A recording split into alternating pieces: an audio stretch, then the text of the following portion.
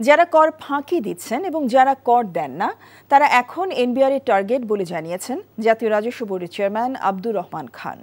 বিকেলে রাজধানী পল্টনে ইআরএফ অডিটোরিয়ামের সেমিনারে তিনি এসব কথা বলেন।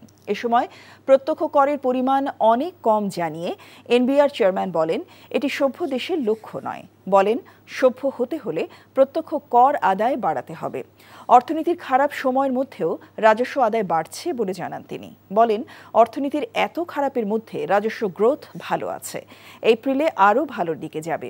আগামী বছর থেকে কর্পোরেট কর অনলাইনে আদায় করা হবে বলে জানান তিনি। এছাড়া কর আদায়ে আইনের যথাযথ প্রয়োগ নিশ্চিত করা হবে বলে জানান এনবিআর চেয়ারম্যান।